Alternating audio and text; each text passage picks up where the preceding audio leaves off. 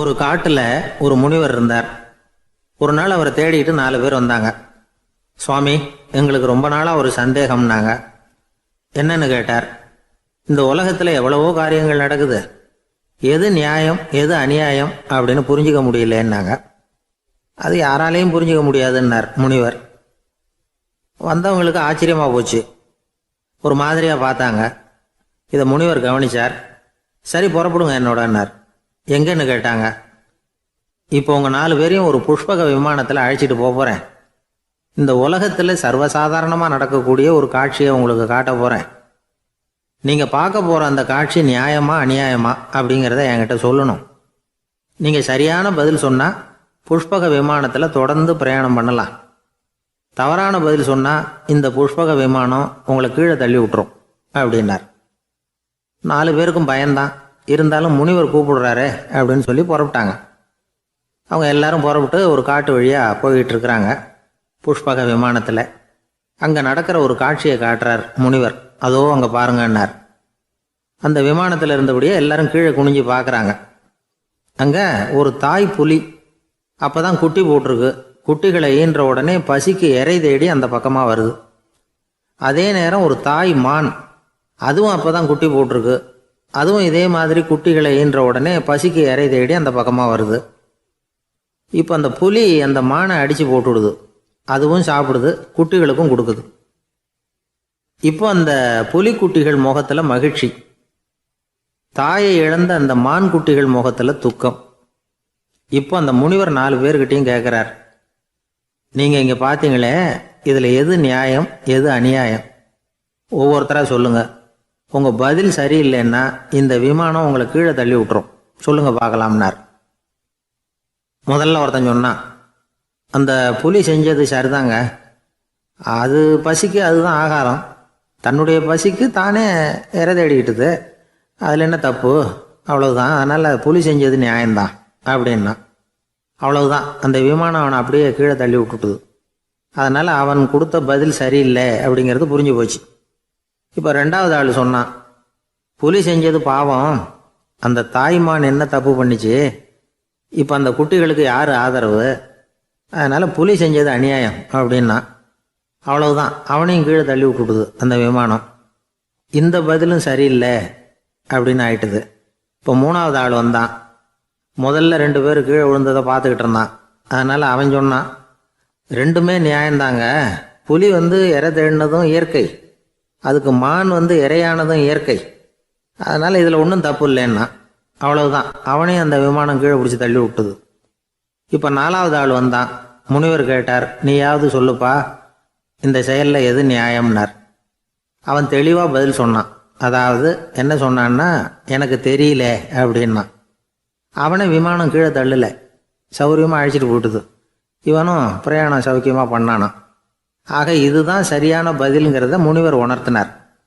இந்த கதையிலிருந்து நாம் புரிஞ்சுக்க வேண்டியது என்னன்னா, இந்த உலகத்தில் எவ்வளவோ காரியங்கள் நடக்குது. அதெல்லாம் ஏன் அப்படி நடக்குதுங்கிறதுக்கு எப்பேற்பட்ட பண்டிதராலும் பதில் சொல்ல முடியாது. தெரியாததை தெரியாதுன்னு ஒத்துக்கிட்டா வாழ்க்கை பிரயாணம் சுகமாக இருக்கும். அதனால் தேவையில்லாத விஷயங்களை புரிஞ்சுக்கிறதுக்கு நேரத்தை செலவு பண்ணிகிட்டு இருக்கக்கூடாது. வாழ்க்கையை குழப்பிக்க கூடாது. வாழ்க்கைக்கு தேவையானது என்னவோ அதை மட்டும் புரிஞ்சுக்கிட்டா போதும். இந்த காலத்து ஆள் ஒருத்தன் ஒரு பெரியவரை தேடி வந்தான். ஐயா, ஒரு சந்தேகம்னா. என்ன உன்னுடைய சந்தேகம்னார். பகுத்தறிவுன்னா என்ன, விதின்னா என்ன அப்படின்னு கேட்டான். இதுக்கு அவர், இப்போ உன்னுடைய வலது காலை தூக்குன்னார். தூக்கினான். சரி, இப்போ உன்னுடைய வலது காலை கீழே இறக்காம உன்னுடைய இடது காலையும் தூக்குன்னார். தூக்கினான். பொத்துன்னு கீழே விழுந்துட்டான். பெரியவர் சொன்னார், உன்னால் ஒரு காலை தூக்க முடிஞ்சுது, அதுதான் பகுத்தறிவு. 2 கால்களையும் ஒரே சமயத்தில் தூக்குனா அடிபடும், அப்படிங்கிறது தான் விதி அப்படின்னு விளக்கம் கொடுத்தார். இவன் தன்னுடைய விதியை நொந்துக்கிட்டே இடுப்பை பிடிச்சிக்கிட்டு அங்கேருந்து நடந்து போயிட்டான். ஒரு ஊரில் ஒரு ராஜா இருந்தார். அவர் ஒரு பூனை வளர்த்தார். ரொம்ப செல்லமாக அவர் அந்த பூனையை வளர்த்தார். அவர் என்ன பண்ணுவார் தெரியுமா? இரவு நேரத்தில் அந்த பூனையோட தலையில் ஒரு விளக்கை வச்சுருவார். அந்த பூனை ரொம்ப ஜாக்கிரதையாக அந்த விளக்கு கீழே விழுந்துடாமல் பார்த்துக்கும். தலையை ஆட்டாமல் ரொம்ப நிதானமாக ராஜா பின்னாடி நடந்து போய்கிட்டே இருக்கும்.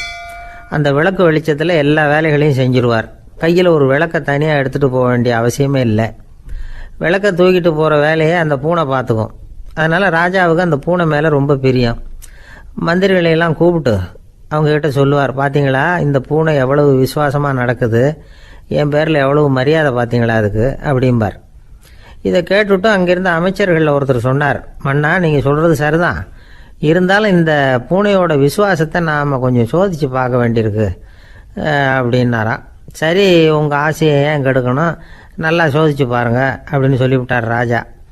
உடனே அந்த அமைச்சர் என்ன பண்ணார் தெரியுமா, எங்கேயோ புறப்பட்டு போனார். ஒரு 5-6 எலிகளை பிடிச்சிட்டு வந்தார். அரண்மனையில் ராஜா ஏதோ வேலை பார்த்துக்கிட்டு இருக்கிறாரு. பக்கத்தில் அந்த பூனை ரொம்ப பணிவாக நின்றுக்கிட்டு இருக்குது. அது தலையில் விளக்கு எரிஞ்சிக்கிட்டு இருக்கு. அமைச்சர் தான் பிடிச்சிட்டு வந்த எலிகளை அந்த பூனை பார்வையில் படுறது மாதிரி எதிரில் விட்டார். அந்த எலிகள்லாம் அங்கேயும் இங்கேயும் ஓட ஆரம்பிச்சிது. அதை பார்த்தது பூனை, அவ்வளவுதான். தலையில் இருக்கிற விளக்கை பற்றியும் கவலைப்படலை, ராஜாவை பற்றியும் கவலைப்படலை. ஒரே பாய்ச்சலாக பாஞ்சு எலிகளை துரத்த ஆரம்பிச்சுட்டுது. தலையில் இருந்த விளக்கு எங்கேயோ போய் விழுந்தது, அணைஞ்சு போச்சு. இருட்டில் ராஜா தடுமாற ஆரம்பிச்சுட்டார். இந்த சமயத்தில் அந்த அமைச்சர் மறுபடியும் விளக்கை ஏற்றினார். வெளிச்சம் வந்தது. அதுக்கப்புறம் அந்த அமைச்சர் பேசினார், அரசே, பூனையோட விசுவாசத்தை பார்த்தீங்களா? எலி அது கண்ணில் படுற வரைக்கும் தான் விசுவாசமாக இருந்தது. அது மாதிரி எலியை பார்த்ததும் எல்லாத்தையும் விட்டுட்டு அதை துரத்த ஆரம்பிச்சுட்டு பார்த்தீங்களா? தான் அந்த பூனையை பற்றி நினச்சது தப்புங்கிறது அதுக்கப்புறம் தான் அந்த ராஜாவுக்கு புரிஞ்சுதான். சரி, இப்போ எதுக்கு இந்த கதையெல்லாம் அப்படிங்கிறீங்களா? இந்த பூனை மாதிரி தான் நம்ம மனசும். மனசை எவ்வளவு தான் பயிற்சி கொடுத்து பக்குவமாக வச்சுருந்தாலும் பார்க்குறதுக்கு பரமசாது மாதிரி தான் இருக்கும். பார்க்க வேண்டியதை பார்த்துட்டுதுன்னா பாஞ்சிரும். இந்த பூனை மாதிரி புலன் இன்ப பொருள்கள் கிட்டாத வரைக்கும் மனம் அடங்கி இருக்கிறது மாதிரி தான் தெரியும். கொஞ்சம் வாய்ப்பு கிடைச்சாலும் அது குதிக்க ஆரம்பிச்சிடும், தப்பு பண்ண ஆரம்பிச்சிடும். பெரிய பெரிய முனிவர்கள் வாழ்க்கையில் நடந்த வீழ்ச்சி இதை தான் நிரூபிக்குது. புலன்களின் ஆற்றல் அதிகம், அதனால் மனக்கட்டுப்பாடு பயிற்சிகளில் ரொம்ப எச்சரிக்கையாக இருக்கணுங்கிறார் சுவாமி சிவானந்தர். மது பழக்கத்தையே விட்டுவிட்டேன்னு உறுதியாக இருப்பான். கடை கண்ணில் பட்டுவிட்டதுன்னா கால் அவனை கேட்காமலே இழுத்துக்கிட்டு உள்ளே போயிடும். இதுதான் மனசுங்கிறது. அதுதான் அந்த ராஜா வளர்த்த பூனை. நம்மால் ஒருத்தன் அந்த ராஜா பூனை தலையில் விளக்க வச்சது மாதிரி இவன் தன்னுடைய தலையிலேயே ஒரு விளக்கை ஏற்றி வச்சுக்கிட்டு என்னத்தையோ தேட ஆரம்பித்தான். தேடிக்கிட்டு இருக்கிறான். தலையை ஆட்டாமல் நிதானமாக நடந்து ரொம்ப நேரமாக தேடிட்டு இருக்கிறான். அந்த சமயம் அங்கே வந்த ஒருத்தர், என்னத்தை தேடுறீங்கன்னு கேட்டார். அதுதான் மறந்து போச்சு அப்படின்னு இழுத்தான். சரி, கொஞ்சம் இப்படி உட்காருங்க, ஞாபகம் வந்ததும் தேட ஆரம்பிக்கலாம் அப்படின்னார் அவர். இவன் கொஞ்ச நேரம் உட்காந்து யோசித்தான். அப்புறம் திடீர்னு எழுந்திரிச்சான். ஞாபகம் வந்துட்டுதுன்னா. என்னன்னு கேட்டார். எங்கள் வீட்டில் இருந்த விளக்கை எங்கே வச்சேன்னு தெரியல, அதை தான் தேடிக்கிட்டு இருக்கிறேன், ஏற்றி வைக்கலாம்னு பார்க்குறேன் அப்படின்னா. இந்த உலகமே ஒரு நாடக மேடை, நாம் எல்லாரும் நடிகர்கள். இது ஞானிகள் சொல்கிறது. இது ஒரு பக்கம் இருக்கட்டும். இந்த உலகத்துக்குள்ளே எத்தனையோ நாடக மேடைகள், எத்தனையோ நடிகர்கள், எத்தனையோ நாடகங்கள். இதெல்லாம் எப்படி ஆரம்பமாச்சு? அதுதான் இன்றைக்கி தகவல். அதாவது ஆதி மனிதன் பேச ஆரம்பிக்கிறதுக்கு முன்னாடி சைகையாலேயே எல்லாத்தையும் சொல்லிகிட்டு இருந்தான். அதனால் அப்போவே நடிப்பு ஆரம்பமாயிட்டுது. முதல்ல ஒரு வேட்டையைத்தான் அவன் நடித்து காட்டியிருப்பான். இவன் எப்படி போனான், எதிரில் மிருகம் எப்படி வந்தது, அதோட எப்படி சண்டை போட்டான், எப்படி அடித்து கொண்டுகிட்டு வந்தான், இதை அப்படியே மற்றவங்களுக்கு நடித்து காட்டியிருப்பான்.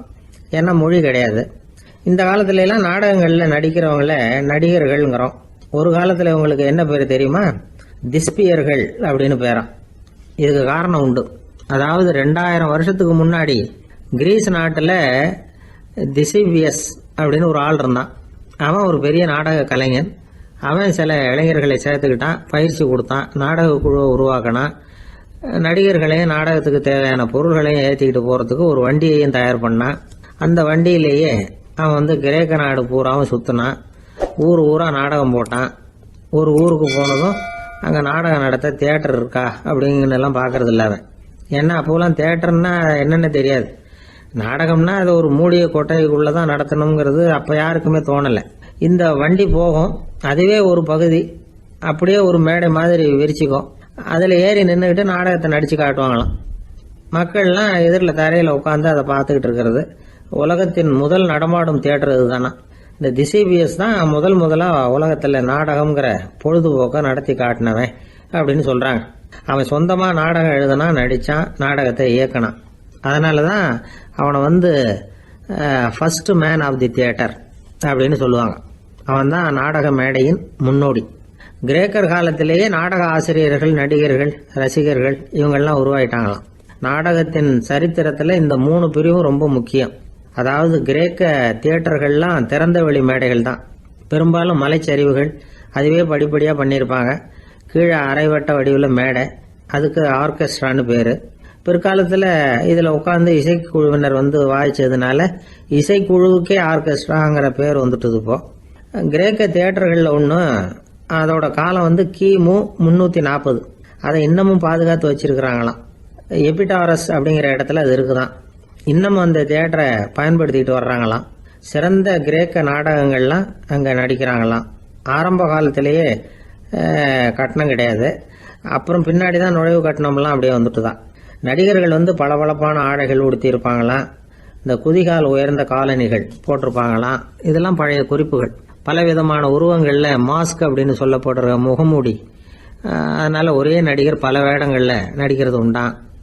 ஆரம்பத்தில் பெண் நடிகர்கள் கிடையாது, எல்லாம் ஆண் நடிகர்கள் தான். ரோமானியர்கள் தான் முதல் நிரந்தர நாடக மேடையை கட்டினவங்க. அதுதான் முதல் தியேட்டர். கிமு 1048 காலகட்டத்தில் பாம்பிங்கிற நகரத்தில் அதை கட்டியிருக்கிறாங்களாம். கிரேக்க ரோமானிய தியேட்டர்களின் அடிப்படையிலேயே இந்த இத்தாலிய வடிவ அமைப்பாளர்கள் இந்த குதிரை லாட வடிவில் ஒரு ஆடிட்டோரியத்தை உருவாக்கினாங்களாம். இப்படி அதை பற்றி நிறைய தகவல் இருக்குது. 1576 லண்டனில் இந்த வின்ஸ்பர்ரி, அப்புறம் இந்த பில்ட்ஸில், அப்புறம் ஜேம்ஸ் இப்படிங்கிற ஒரு முயற்சியால் தான் இங்கிலாந்தில் முதல் தியேட்டர் உருவாச்சான். அப்படி ஒருத்தர் இருந்தாராம். உலக நாடக மேடையின் வரலாறு இதுதான். அதாவது இப்பெல்லாம் அறிவியல் வளர்ச்சி அதிகமாயிட்டுது. திரைப்படம், தொலைக்காட்சி எல்லாம் வந்தாச்சு. ஒவ்வொரு வீடுமே ஒரு குட்டி தியேட்டர் மாதிரி ஆயிட்டுது. தொலைக்காட்சி முன்னாடி உட்காந்து எழுந்திருக்கவே மனசு வர்றதில்லை. ஒரு அம்மா ஒரு மனோதத்துவ டாக்டரை தேடிட்டு வந்தாங்களாம் இந்த காலத்தில். டாக்டர், எங்கள் வீட்டுக்காரர் எப்போ பார்த்தாலும் டிவி முன்னாடி உட்காந்துக்கிட்டு அதையே வெறிச்சு பார்த்துக்கிட்டு இருக்கிறார், உத்து பார்த்துக்கிட்டு இருக்கார், எனக்கு சந்தேகமாக இருக்குன்னாங்களாம். இது மனக்கோளாறு இல்லைங்க, ஆர்வ கோளாறு, அவ்வளவுதான், இதுக்காக பயப்படாதீங்கன்னாராம் டாக்டர்.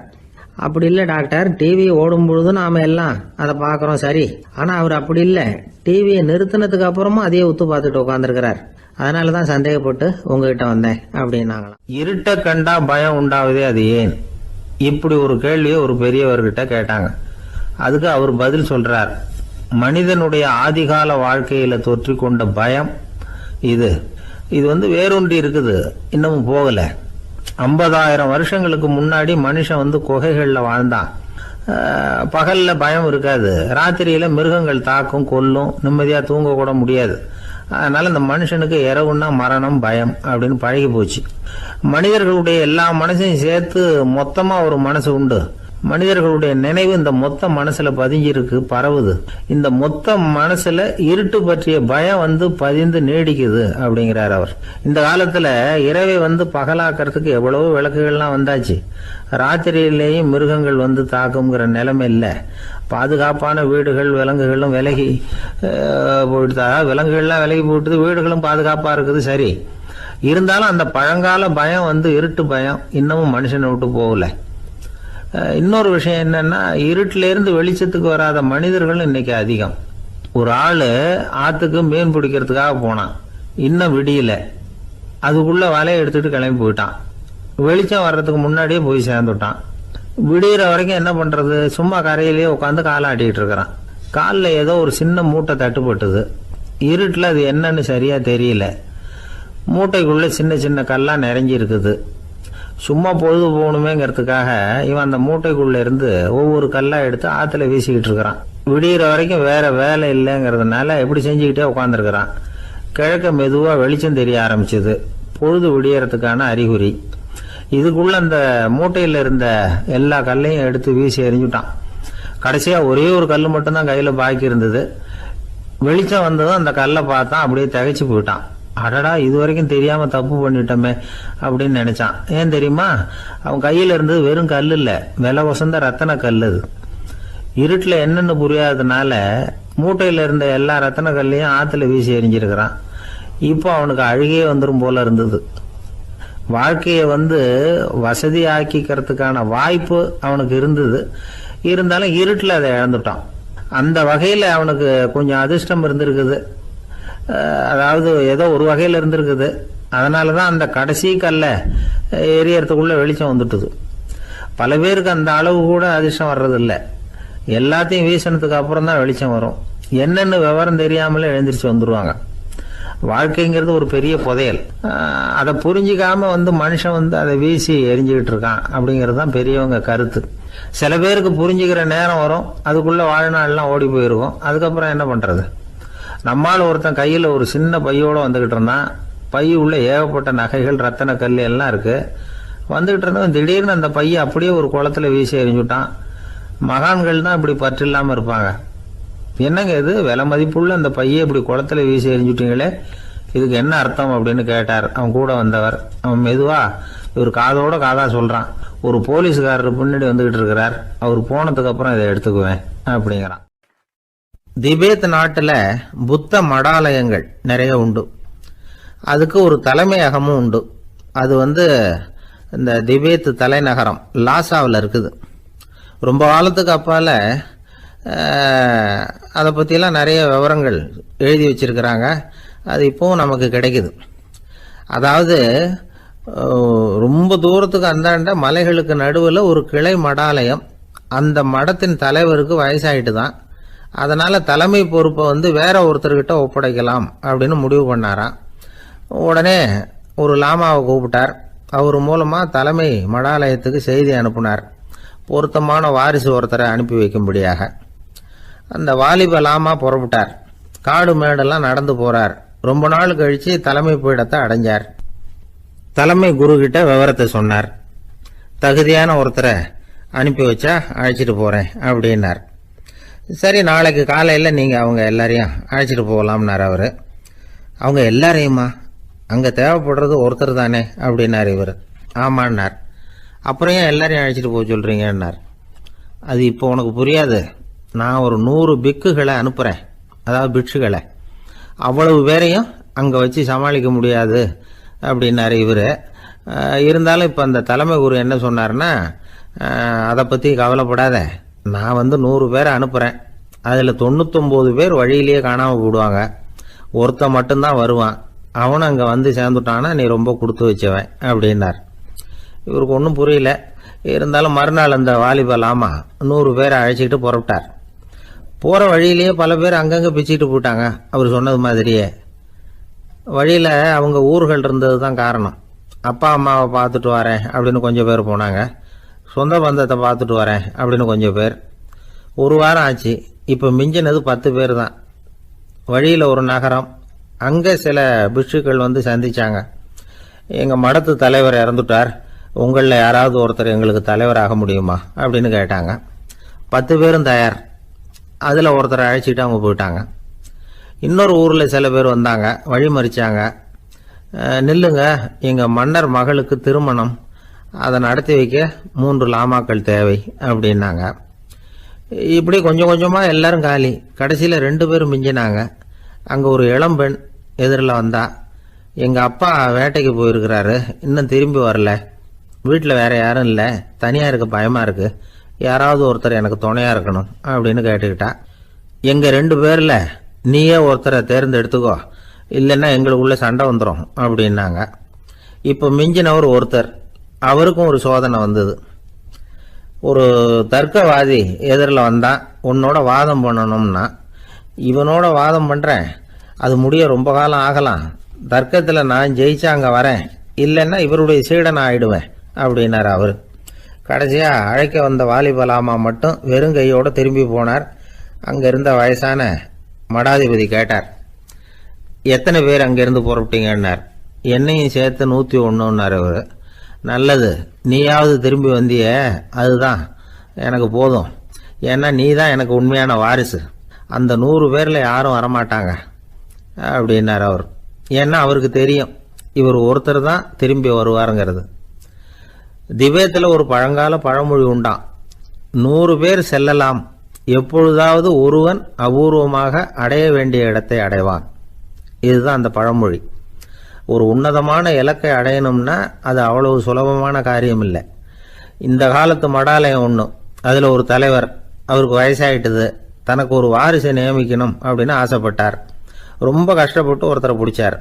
தனக்கு வாரிசா நியமிச்சுட்டு அவர் சமாதி ஆயிட்டார். புதுசாக பொறுப்பேற்றுக்கிட்டவர் அப்படியே உட்காந்துருந்தார். அவரை தேடிட்டு பத்திரிகை நிருபர்கள்லாம் வந்தாங்க, கேட்டாங்க. அவர் உங்கள் பொறுப்பில் அவர் பெரியவர் விட்டுட்டு போன இது எவ்வளவு சுமாராக தேரும், எவ்வளவு விட்டுட்டு போனார் அப்படின்னு கேட்டிருக்கிறாங்க. அது என்ன ஒரு 50 லட்சம் இருக்கும் அப்படின்னாராம். அவ்வளவும் பணமா அப்படின்னு கேட்டிருக்காங்க. இல்லைங்க, கடன் அப்படின்னாராம் இவர். இன்பம் துன்பம் இது ரெண்டும் சேர்ந்தது தான் வாழ்க்கை. இது எல்லாரும் சொல்லிகிட்டு இருக்கிற ஒரு உண்மை. அது சரி, இது ரெண்டும் வர்றதுக்கு என்ன காரணம்? துறவி ஒருத்தர் யோசித்து பார்த்துருக்கார். இன்ப துன்பம் தோன்றுவதற்கு முக்கியமாக 6 காரணங்கள் உண்டு அப்படிங்கிறார் அவர். அது என்னங்கிறத நாமளும் தெரிஞ்சு வச்சுக்குவோமே. இப்போ முதல் காரணம் சுயநலம். ஒரு தாயார் தன்னுடைய சுயநலம் கருதி தன்னுடைய மகன் இன்பமாக இருக்கணும்னு ஆசைப்படுறாங்க. மகனும் அப்படியே ஆசைப்படுறான். அதனால் தாயாரின் இன்ப துன்பங்களை பார்த்துட்டு மகனும் இன்ப துன்பம் அடையிறான். அந்த அம்மாவுக்கும் அதே நிலைமை தான். ரெண்டாவது காரணம் உறவு. நான் துறவியான பிறகு கூட உறவுங்கிற காரணத்தினால தான் தாயாருடைய சுக துக்கங்களை கண்டு நானும் சுக துக்கம் அடைகிறேன். என் தாயாருடைய நிலைமையும் இதுதான் அப்படிங்கிறார் ஒரு துறவி. மூணாவது காரணம் என்னென்னா அறிமுகம். எனக்கு அறிமுகமான ஒருத்தரை ரயில் நிலையத்தில் சந்திக்கிறேன். அவர் தன்னுடைய பணப்பையை எங்கேயோ தொலைச்சி விட்டு வருத்தப்பட்டுக்கிட்டு இருக்கிறார். நானும் வருத்தப்படுறேன். அந்த சமயத்தில் யாரோ ஒருத்தர் இதுதானே அவங்க பணப்பை அப்படின்னு சொல்லி கொண்டாந்து நீட்டுறார். பணப்பையை தொலைச்சவர் சந்தோஷப்படுறார், நானும் சந்தோஷப்படுறேன். இது அந்த துறவி சொல்கிற அனுபவம். நாலாவது காரணம் என்னென்னா கருணை. எனக்கு முன்னே தெரியாத ஒருத்தனை யாரோ ஒருத்தன் அடித்து காயப்படுத்தி போடுறான். கருணை காரணமாக நான் அதுக்காக துக்கப்படுறேன். அஞ்சாவது காரணம் எதையும் நம்புறது. ஒரு பசுமாட்டை ஒரு முரணை அடிச்சுக்கிட்டு இருக்கிறான் அப்படின்னு ஒருத்தர் நம்மகிட்ட சொல்கிறாருன்னு வைங்க, உடனே நான் துக்கப்படுறேன். இன்னொருத்தர் அந்த முரணனை போலீஸ்காரங்க பிடிச்சிட்டு போயிட்டாங்கன்னு சொல்கிறாரு, நான் உடனே சந்தோஷப்படுறேன். மூணாவதாக ஒருத்தர் முதல் 2 பேரும் சொன்னது பொய்யுங்கிறார். அப்போ நான் இன்ப துன்பம் ரெண்டுமே இல்லாமல் நிம்மதியாக இருக்கிறேன். இது ஒரு விதம். அடுத்தது 6வது காரணம் என்னென்னா தன்மயமாகுதல். ஒரு நாவல் படிச்சுக்கிட்டு இருக்கிறோம், அதில் வர்ற பாத்திரங்களோட நாம் ஒன்றி போயிடுறோம். அதில் வர்ற பாத்திரங்கள் சிரிச்சுதுன்னா நாமளும் சிரிக்கிறோம், அது அழுதுன்னா நாமளும் அழறோம். அதெல்லாம் அந்த துறவி சொல்கிற அனுபவ உண்மைகள். இன்ப துன்பம் இது ரெண்டும் தோன்றுவதற்கு சுயநலம், உறவு, அறிமுகம், கருணை, எதையும் நம்புறது, தன்மயமாகிறது, இது எல்லாம் தான் முக்கிய காரணம் அப்படின்னு அவர் சொல்கிறார். ஆகக்கூடி ஒட்டு மொத்தமாக யோசனை பண்ணி பார்த்தா பிற பொருள்கள் மீது பற்றுதல் காரணமாக தான் நாம் இன்ப துன்பம் அடையிறோம் அப்படிங்கிறத புரிஞ்சிக்க முடியுது. மனுஷன் இன்ப துன்பம் அடையிறதுக்கு 7வது காரணம் கூட ஒன்று உண்டு அப்படின்னு சொல்லிகிட்டே வந்தார் ஒருத்தர். அது என்ன அப்படின்னு கேட்டோம். அதுதான் சார் இந்த நீங்கள் சொல்லிட்டு வர்ற இன்று ஒரு தகவல்னார். எப்படி சொல்கிறீங்கன்னு கேட்டோம். இன்று ஒரு தகவல் கேட்க ஆரம்பிக்கிறப்போ மனசில் இன்பம், ஆரம்பித்த உடனே இது ஏற்கனவே கேட்ட சமாச்சாரமாச்சே அப்படின்னு நினைக்கிறப்போ துன்பம் அப்படின்னு அதுக்கு ஒரு விளக்கம் கொடுத்தார் அவர். ஒரு தீக்குச்சி தீப்பெட்டியை பார்த்து கேட்டுதான், நாம் 2 பேரும் தானே உரசிக்கிறோம், ஆனால் நான் மட்டும் தீப்பிடிச்சி எரிஞ்சு போகிறேன், நீ அப்படியே இருக்கிறியே அப்படின்னு தான்.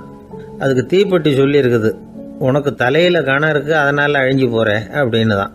எப்படி இருக்கு பாருங்கள் இந்த பதில். தலையில் கணம் உள்ளவங்க யாருமே சரியாக இருக்க முடியாது. எவ்வளவு பெரியவங்களாக இருந்தாலும் சரி, ரொம்ப கஷ்டம்தான் அது. கர்வம்ங்கிறது கூடவே கூடாது. இதை விளக்கறதுக்கு மகான் ஒருத்தர் ஒரு சம்பவத்தை சொல்கிறார். அர்ஜுனன் தீர்த்த யாத்திரை பண்ணானா. அப்போ தென்னிந்தியாவுக்கு வந்திருக்கிறான். ராமேஸ்வரத்துக்கு போனப்போ அங்கே இலங்கைக்கு கல்லுலாம் அடுக்கி போடப்பட்டிருந்த பாலத்தை பார்த்தானா. ஒரு சின்ன குரங்கு அதுக்கு பக்கத்தில் விளையாடிக்கிட்டு இருந்திருக்கு. அதை பார்த்துட்டு அர்ஜுனன் சிரிச்சிருக்கான். ஏன் சிரிக்கிறேன்னு கேட்டிருக்கு அந்த குரங்கு. ராமன் மிகச்சிறந்த வில் வீரன். அப்படி இருக்கிறப்போ அவன் இலங்கைக்கு அம்புகளாலேயே ஒரு பாலம் கட்டியிருக்கலாம். அதை விட்டுட்டு போயும் உன்ன மாதிரி குரங்குகளை துணையாக வச்சுக்கிட்டு இப்படி ஒரு கருங்கல் பாலத்தை கட்டியிருக்கிறானே அப்படின்னு நானா. அம்புகளால் பாலம் கட்ட முடியுமா அப்படின்னு கேட்டுதான் குரங்கு.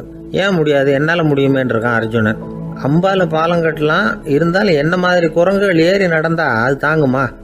அதனால தான் ராமர் கருங்கல் பாலமே கட்டினார் அப்படின்றது குரங்கு சொல்லிச்சான். அப்படியே சொல்கிற, நான் வேணும்னா இப்போ அம்புகளாலேயே ஒரு பாலத்தை கட்டுறேன், நீ அது மேலே ஏறி நடந்து பார். பாலம் விழுந்துட்டுதுன்னா நான் தீ மூட்டி அதில் குதித்து உயிர் தியாகம் பண்ணி விடுறேன் அப்படின்னு நான் ரொம்ப கோபமாக. உடனே அந்த சின்ன குரங்கு பெரிய உருவம் எடுத்துட்டு தான் கையில் கதையோட அர்ஜுனன் முன்னாடி நிற்கிறான் அனுமன். பார்த்தா, என்னுடைய தலைவர் ராமரையா இழிவா பேசுற, நீ இப்போ பாலம் கட்டு, நான் என்னுடைய பலத்தை காட்டுறேன் அப்படின்னா அனுமன். அர்ஜுனன் தன்னுடைய காண்டிபத்தை எடுக்கிறான், சரமாரியா அம்புகளை விடுறான். அதெல்லாம் ஒன்னோட ஒன்று கோத்துக்கிட்டு அப்படியே பாலம் மாதிரி நிற்கிது. அர்ஜுனன் தலை நிமிர்ந்து நின்னான். அனுமன் உயர கிளம்பி அங்கேருந்து பாலத்தில் பொத்துன்னு இறங்கினான். பாலம் அப்படியே நொறுங்கி போச்சு தூள் தூளா. என்ன அர்ஜுனா, இப்போ என்ன செய்ய போற அப்படின்னா ஏளனமா. அர்ஜுனன் தலையை தொங்க போட்டுக்கிட்டான். சொன்னபடி தீ மூட்டி அதில் குதிக்கிறதுக்காக 3 தடவை சுற்றி வந்தான். அப்போது கிருஷ்ணர் அங்கே வந்தார். என்ன அர்ஜுனா, என்ன நடக்குது, என்ன இது அப்படின்னு ஒன்றும் தெரியாத மாதிரி கேட்டார். அர்ஜுனன் வாயை திறக்கிறதுக்கு முன்னாடி அனுமன் வாயை திறந்தான், நடந்ததை சொன்னான். அர்ஜுனன் சவால் விட்டபடி உயிர் திறந்தே ஆகணும்னா அனுமன். கிருஷ்ணர் யோசனை பண்ணார். நல்லது, இந்த சவால் விட்டதுக்கும் நடந்ததுக்கும் யார் சாட்சி? பெரிய ஒருத்தரை சாட்சியாக வச்சுக்கிட்டல்லவா நீங்கள் இந்த போட்டியை நடத்தியிருக்கணும் அப்படின்னார். அதனால் என்ன, இப்போ மறுபடியும் அந்த போட்டியை நடத்திவிட்டா போச்சு, என்னால் அந்த அம்பு பாலத்தை நொறுக்க முடியாதா அப்படின்னா அனுமன். சரி, இப்போ மறுபடியும் அது நடக்கட்டும்னார் கிருஷ்ணர். அர்ஜுனன் அம்பு பாலம் அமைச்சான். அனுமன் ஏறி குதிச்சான். பாலம் அசைஞ்சு கொடுக்கவே இல்லை, அவ்வளோ உறுதியாக இருக்குது. இப்போ அனுமன் தலையை குனிஞ்சுக்கிட்டான். அர்ஜுனன் நன்றியோடு நிமிர்ந்து பார்த்தான். கிருஷ்ணருடைய தோள்கள்லேயும் முதுகள்லேயும் ரத்தம். என்ன சுவாமி, என்ன நடந்ததுன்னு நான் பதறி போய், உன் அம்பு பாலத்தை நான் தான் முட்டு கொடுத்து தாங்கிட்டு இருந்தேன். அனுமன் குதிச்சப்போ என் மேலே ஏற்பட்ட காயங்கள் இவை. பின்ன உன்னுடைய அம்பு பாலத்தினாலேயா பாலம் நின்னுதுன்னு நினைக்கிற அப்படின்னாரான். முதல்ல அர்ஜுனன், அப்புறம் அனுமன் 2 பேருக்குமே கர்வ பங்கம் ஆயிட்டு தான். அதாவது அவங்க கிட்ட இருந்த கர்வம் போயிட்டுது. யாரா இருந்தாலும் கர்வம் கூடாதுங்கிறத இதிலிருந்து நாம புரிஞ்சுக்கணும். இந்த காலத்துல நாமெல்லாம் எந்த விஷயத்துக்கெல்லாம் கர்வப்பட்டுக்கிட்டு இருக்கோம் தெரியுமா? 2 பெண்கள் தங்களுடைய கணவன்மார்களை பத்தி ரொம்ப பெருமையா பேசிக்கிட்டாங்களாம். அதுல ஒரு அம்மா சொல்லியிருக்கு, என் வீட்டுக்காரர்கிட்ட எந்த சப்ஜெக்ட் கொடுத்தாலும் சரி, அந்த விஷயத்தை பத்தி அழகா 1 மணி நேரம் பேசுவார் அப்படின்னாங்களாம்.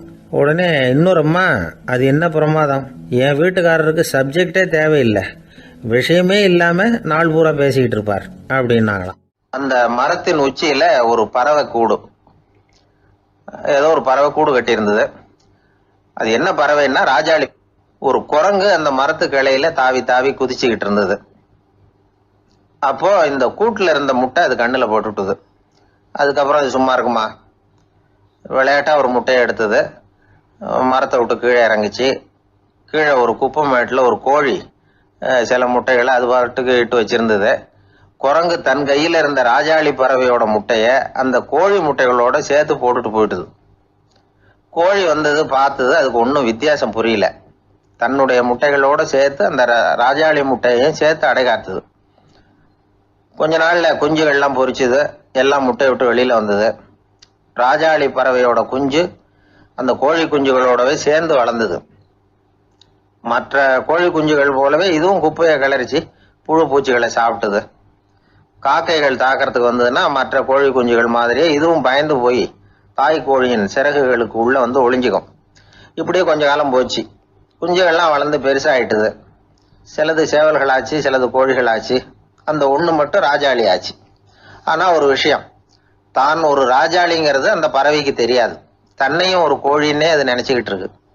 அப்படி நினைச்சுக்கிட்டு குப்பை மேட்டை கிளறிக்கிட்டு இருக்கு. ஒரு நாள் சாயந்தர நேரம் இந்த ராஜாளி பறவை கீழே அது பாட்டுக்கு வழக்கம் போல குப்பையை கிளறிக்கிட்டு இருக்குது. அப்போ அண்ணாந்து பாக்குது. வானத்துல உயரத்துல கூட்டமா ராஜாளி பறவைகள் உல்லாசமா வட்டம் அடிச்சு பறந்துகிட்டு இருக்கு. அதே இது பாக்குது. இதுக்கு மனசுக்குள்ள ஏக்கமா போச்சான். அப்போ இதுக்கு ஆண்டவன் பேர்ல கோபம் வந்துதான். ஆண்டவனுக்கு என் பேர்ல ஏன் இந்த ஓர வஞ்சனை, என்னையும் ஒரு ராஜாளியா படைச்சிருந்தா நானும் கூட இந்நேரம் ஆகாயத்துல உல்லாசமா பறந்துகிட்டு இருப்பேனே அப்படின்னு நினைச்சு வருத்தப்பட்டுதான். இது வேடிக்கையா இருக்குல்ல. ஒரு வகையில பார்த்தா நாம கூட இந்த ராஜாளி பறவை மாதிரி தான் வாழ்ந்துகிட்டு இருக்கோம் அப்படிங்கிறார் ஒரு உளவியல் நிபுணர். நம்மால எவ்வளவு வேலை செய்ய முடியும் அப்படின்னு நாம நினைச்சுக்கிட்டு இருக்கிறோமோ அதை விட பல மடங்கு நம்மால வேலை செய்ய முடியுமா, பல மடங்கு வேகமாகவும் வேலை செய்ய முடியும் அப்படிங்கிறார் அவர். நம்முடைய முழுமையான பலம் என்னங்கிறது நமக்கே தெரியறது இல்லை, அதுதான் கஷ்டம். நம்முடைய பலம் தெரியாததுனாலதான் நாம எதுக்கு எடுத்தாலும் பயந்துகிட்டு இருக்கிறோம். ஒரு ஆள் இருந்தான், அவனுக்கு எப்படின்னா கோழியை கண்டா பயப்படுவான். ஏன் கோழியை கண்டா பயம்னா, அவனுக்கு மனசுக்குள்ள தான் ஒரு புழுன்னு நினைப்பு.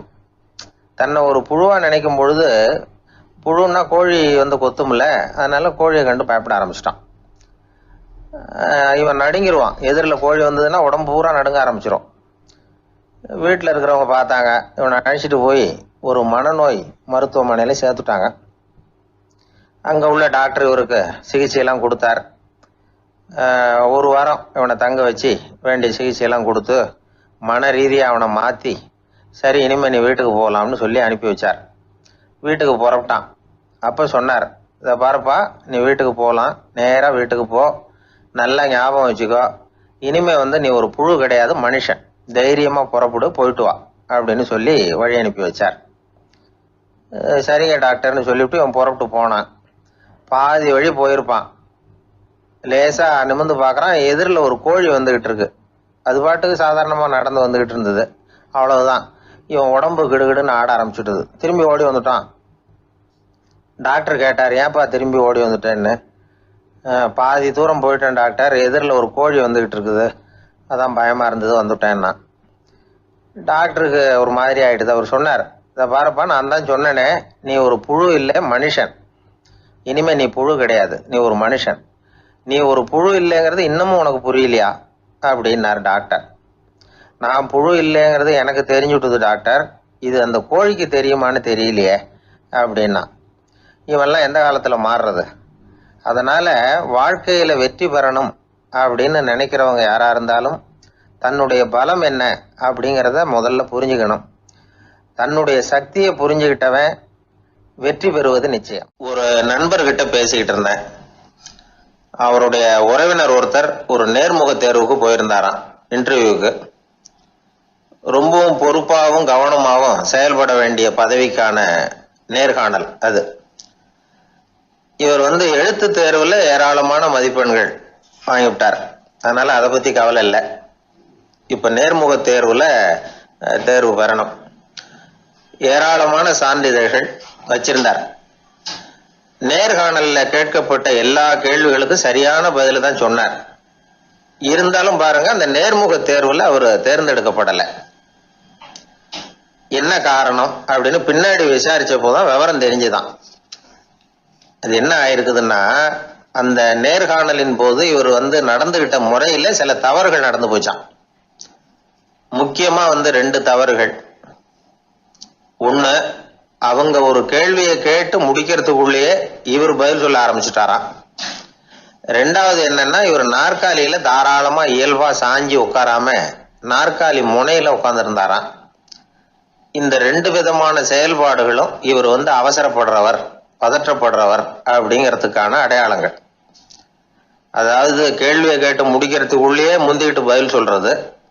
2வது, நாற்காலியில இயல்பா தாராளமா உட்காராம நாற்காலி முனையில உட்கார்றது.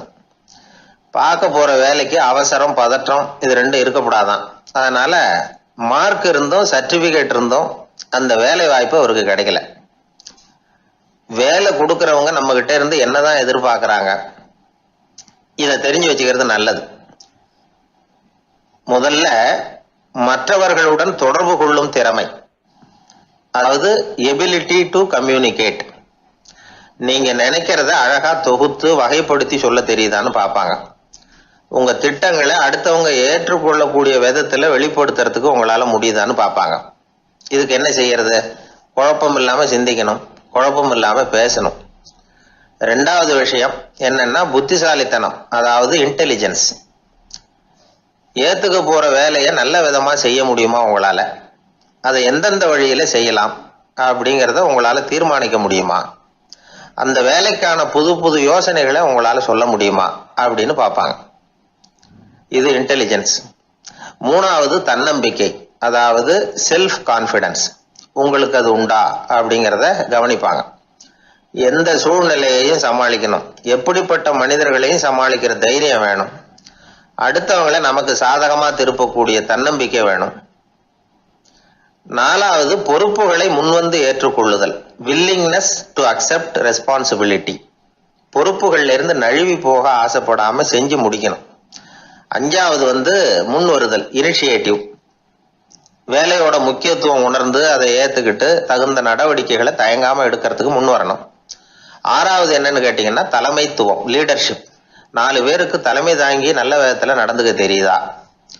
7வது கற்பனை திறன், இமேஜினேஷன். சில பிரச்சனைகள் வரக்கூடும் அப்படின்னு முன்கூட்டியே யூகிச்சு அதுக்கு தகுந்த மாதிரி நடவடிக்கை எடுக்கிற திறமை உண்டா அப்படிங்கிறத பார்ப்பாங்க. 8வது என்னன்னா வளைந்து கொடுத்தல், பிளெக்சிபிலிட்டி. சூழ்நிலைக்கு தகுந்த மாதிரி, மாற்றங்களுக்கு தகுந்த மாதிரி அனுசரிச்சு நடந்துக்கிறதுக்கு தெரியுதா அவங்களுக்கு அப்படிங்கிறத கவனிப்பாங்க. அடுத்தது திறமைகளை வெளிக்கொணரும் திறமை, இன்டர்பர்சனல் ஸ்கில்ஸ்.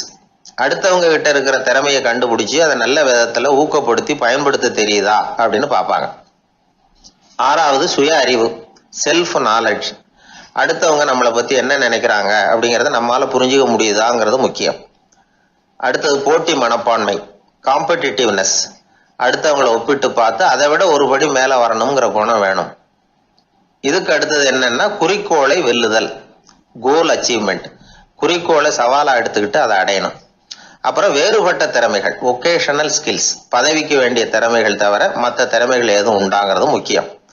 நமக்கு வேலை கொடுக்கணும்னு நினைக்கிறவங்க நம்ம கிட்ட இருந்து இவ்வளவும் எதிர்பார்ப்பாங்க. அதுக்கு தகுந்த மாதிரி நம்மளை நாமே தயார்படுத்திக்கணும். எனக்கு வேண்டப்பட்ட ஒருத்தர் ஒரு இன்டர்வியூக்கு போயிட்டு வந்தார், நேர்காணலுக்கு. எப்படி இருந்தது இன்டர்வியூன்னு விசாரிச்சேன். நான் போனேன். அவர் கேட்ட எல்லா கேள்விக்கும் அவர் எதிர்பார்த்தது மாதிரியே எல்லா பதிலையும் சொன்னேன். கடைசியா நான் எதிர்பார்க்காத ஒரு தகவலை அவர் சொன்னார் அப்படின்னார். என்னன்னு கேட்டேன். அவரும் என்ன மாதிரியே இன்டர்வியூக்கு வந்தவர் தானா, சும்மா என்ன கேள்வி கேட்டுக்கிட்டு உட்காந்துருந்தாராம் அப்படின்னார். அதனால ஒரு நேர்காணலுக்கு போறதுக்கு முன்னாடி என்ன எதிர்பார்க்கறாங்க அப்படிங்கறத தெரிஞ்சுக்கிட்டு போனா வெற்றி நிச்சயம். என்னை தேடி ஒருத்தர் வந்தார். எனக்கு ரொம்ப நாளா ஒரு சந்தேகம், அதுக்கு உங்களை கேட்டு விளக்கம் பெறணும்னு வந்திருக்கிறேன்னார். என்ன உங்க சந்தேகம்னு கேட்டேன். யாரு என்ன பார்த்தாலும் உடனே முகத்தை திருப்பிட்டு போடுறாங்க சார், அதுக்கு என்ன காரணம்னு எனக்கு தெரியல, அதுதான் உங்களை கேட்டு தெரிஞ்சுக்கலாம்னு வந்திருக்கிறேன்னார். உங்களுக்கே தெரியலன்னா எனக்கு எப்படி தெரியும்னு, இருந்தாலும் உங்களுக்கு அனுபவம் இருக்குமேன்னார். அது சரி, உங்ககிட்ட பிரியமா பேசுற நண்பர்களே கிடையாதா அப்படின்னு கேட்டேன். அப்படி யாருமே இல்லைங்க அப்படின்னார். அப்படின்னா உங்ககிட்ட தான் ஏதோ குறை இருக்கு, உங்க பழக்க வழக்கத்தை கொஞ்சம் மாத்திக்கிட்டா எல்லாம் சரியா போடும் அப்படின்னா. என்ன செய்ய சொல்றீங்கன்னார். உங்களுக்கு நிறைய நண்பர்கள் தேவைன்னு, கிடைக்க மாட்டேங்கிறாங்களேன்னார். அதுக்கு சில வழிகள் இருக்குன்னு. அப்படியானார்.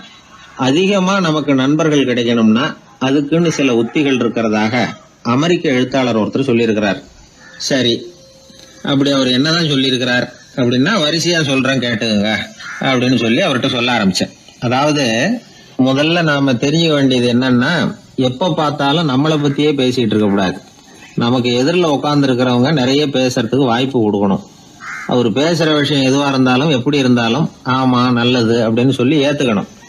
இது முதல் கருத்து.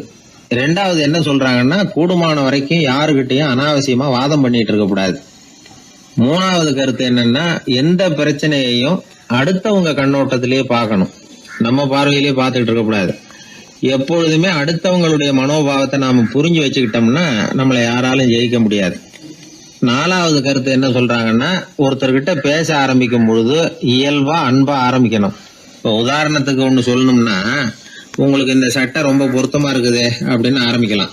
அதை விட்டுட்டு அன்னைக்கு என்ன சார் என்ன அம்போன்னு விட்டுட்டு போயிட்டீங்க அப்படின்னு ஆரம்பிக்க கூடாது. 5வது விஷயம், நம்முடைய தவறுகளை தயக்கம் இல்லாம ஒத்துக்கணும், அப்படி ஒப்புக்கொள்ள கூச்சப்படக்கூடாது. 6வது கருத்து என்னன்னா, அடுத்தவங்க அபிப்பிராயங்களுக்கு மதிப்பு கொடுக்கணும். நீங்க சொல்றது தப்பு சார் அப்படின்னு முகத்தில் அடிச்சது மாதிரி பேசக்கூடாது. 7வது கருத்து என்ன சொல்றாங்க, நம்முடைய கருத்து என்னவோ அதை எதிராளியின் வாயிலிருந்து வரவழைக்கணுமா. அப்படி வரவழைக்கிறதுக்கு நாம முயற்சி பண்ணணும், அதுக்கு தகுந்த மாதிரி நாம பேசணும். 8வது குறிப்பு என்னன்னா, சில பேர் எப்ப பார்த்தாலும் சவால் விட்டுக்கிட்டே இருப்பாங்க, அனாவசியமா சவால் விடக்கூடாது. 9வது யோசனை, நம்ம யோசனையை புதிய முறையில சொல்லி பார்க்கலாம். மற்றவர்கள் சொல்லுகிற யோசனையை ஏத்துக்கணும். அந்த யோசனை மகா மோசமானதா இருந்தா கூட அதை ஏத்துக்கிற மாதிரி கூட நடிக்கலாம், அதுல ஒன்றும் தப்பு இல்லை. 10வது குறிப்பு ரொம்ப முக்கியமானது, அதாவது அனாவசியமா பொய் சொல்லக்கூடாது. அப்படி எப்பொழுதாவது பொய் சொல்ல வேண்டிய அவசியம் ஏற்பட்டா பெரிய பொய்யா சொல்லணும், அதை நம்பும்படியா சொல்லணுமா. இதெல்லாம் அந்த நிபுணர் சொல்ற கருத்து தான். சில சமயம் தேவைப்பட்டா பொய்ய கூட உண்மையா மாத்திக்கலாமா. அது எப்படி பொய்ய உண்மையா மாத்துறது அப்படின்னா, இப்ப எனக்கு கார் ஓட்ட தெரியும்னு நண்பர்கள் கிட்ட ஒரு பொய்ய சொல்லிவிட்டீங்கன்னு வைங்களேன். நண்பர்கள் நிஜமாவே ஒரு காரை கொடுத்து ஓட்டுன்னு சொல்றதுக்கு முன்னாடி ஏதாவது ஒரு டிரைவிங் ஸ்கூல்ல சேர்ந்து கார் ஓட்ட கத்துக்கலாமே. இதுதான் இந்த பொய்ய உண்மையா மாத்துறது. இது ஒரு உதாரணம், அவ்வளவுதான். இது மாதிரி பல பொய்களை உண்மையாக்க முடியும். அப்படி பொய்ய உண்மையாக்கி கூட சில பிரச்சனைகளை தீர்த்திட முடியும். 11வது குறிப்பு என்ன சொல்லுதுன்னா, உயர்ந்த நோக்கங்களை மட்டுமே வெளியில பேசணும். உள் மனசு எவ்வளவு ஒட்டடை படிஞ்சு கிடந்தாலும் பரவாயில்ல. 12வது குறிப்பு, நல்ல நண்பர்களை தேடித்தான் பெறணும். அவங்க அவ்வளவு சுலபமா கிடைச்சிட மாட்டாங்க. இவ்வளவும் அனுபவசாலிகள் சொல்லி இருக்கிற குறிப்புகள். இந்த ஆலோசனைகளின்படி நடந்தா நமக்கு நல்ல நண்பர்கள் கிடைப்பாங்க. அதுக்கப்புறம் நமது வாழ்க்கை வெற்றி இருக்கிற திசையை நோக்கி வேகமா நகர ஆரம்பிக்கும். இந்த காலத்திலேயே நல்ல நண்பர்கள்லாம் எத்தனையோ பேர் உண்டு. ஒருத்தர் ரொம்பவும் கவலையோட நின்றுகிட்டு இருந்தார். கண்கள் கலங்கி போயிருந்தது. கிட்டத்தட்ட அழுதுகிட்டு இருந்தார். ஏன் சார் இப்படி அழறீங்க, என்ன ஆச்சு உங்களுக்குன்னு கேட்டேன். ஒரு மெதுவா கண்ணை தொடச்சிக்கிட்டு, என்னுடைய நண்பன் ஒருத்தன் ஒரு நாள் கோவத்துல என்னை பார்த்து உன்னோட 1 வருஷத்துக்கு பேச மாட்டேன் போன்னு சொல்லிவிட்டான், சபதம் போட்டுட்டான் அப்படின்னாரு. அதுக்காக இப்படி கவலைப்படுறீங்கன்னு கேட்டேன். அவரு சொன்னார், நான் அதுக்காக கவலைப்படல சார், அந்த 1 வருஷ கேடு என்னோட முடியுது, நான் அதை நினைச்சு எழுதிட்டு இருக்கிறேன் அப்படின்னா. இப்படிப்பட்ட நண்பர்களும் உண்டு. அதனால நல்ல நண்பர்களா பார்த்து நமக்கு சேர்த்துக்கிட்டோம்னா நம்ம வாழ்க்கையில எந்த முயற்சி எடுத்தாலும் அதுல சுலபமா வெற்றி கிடைக்கும். நாம யாரு, நம்ம தகுதி என்ன அப்படிங்கிற நினைப்பு எப்பவும் நமக்கு இருக்கணும். தகுதிக்கு மீறிய நினைப்பு தான் பல சமயங்களில் நம்மளை சிக்கலில் கொண்டு போய் விட்டுடுது. ஒரு பூனை இருந்துதான், அது தன்னை ஒரு பூனைன்னு தானே நினைக்கணும். அப்படி நினைக்கல, தன்னை ஒரு புலின்னு நினச்சிக்கிட்டு இருந்தது. தன்னை பற்றின தகுதிக்கு மீறிய நினைப்போடு அந்த பூனை அப்படியே நடந்து போய்கிட்டு இருந்ததுதான். அப்போது வழியில் ஒரு பெரிய யானை அது அமைதியாக நின்றுக்கிட்டு இருந்தது. இந்த யானை ரொம்ப பொறுமையாக நின்றுக்கிட்டு இருக்கிறது இந்த பூனைக்கு ஒரு மாதிரியாக தெரிஞ்சிருக்கு. ஏன்னா பொறுமையாக ஒருத்தர் இருந்தால் அவங்கக்கிட்ட போய் ஏதாவது வாலாட்டி பார்க்கலாம்னு ஒரு ஆசை வருதில்ல. அது மாதிரி பொறுமையாக நின்றுக்கிட்டு இருக்கிறது பூனைக்கு அதுக்கிட்ட போய் கொஞ்சம் வாலாட்டி பார்க்கலாமே அப்படின்னு ஒரு ஆசை. உலக இயல்பு தானே அது. இந்த பூனை ரொம்ப நல்ல புள்ள மாதிரி அந்த யானை இருக்கிற பக்கமாக போகுது. அந்த யானையை சுற்றி சுற்றி வருது, உத்து பார்க்குது, வாய் துருதுருக்குது, வம்பு வளர்க்க ஆரம்பிக்குது. அந்த யானைகிட்ட போய் என்ன கேட்குது தெரியுமா? எல்லாருக்கும் ஒரு பக்கம்தான் வால் இருக்கும், ஆனால் உனக்கு என்ன இப்படி 2 பக்கமும் வால் இருக்கிறது மாதிரி இருக்கே அப்படிங்குது. இது வேண்டாத வேலை தானே. இருந்தாலும் அந்த யானை பொறுமையாக பதில் சொல்லுது. அப்படி இல்லை, பின்னாடி இருக்கிறது தான் வால், முன்னாடி இருக்கிறது தும்பிக்கை அப்படிங்குது.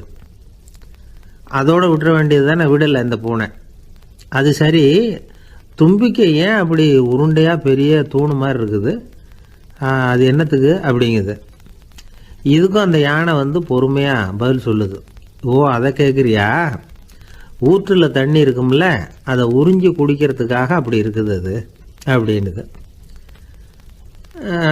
சரி, எல்லாருக்கும் பல்லு வாய்க்குள்ளே தானே இருக்கும், உனக்கு என்ன வெளியிலே இருக்குது, அதுவும் இல்லாமல் இவ்வளவு பெருசாக இவ்வளவு நீளமாக இருக்குது அப்படின்னு கேட்குது பூனை.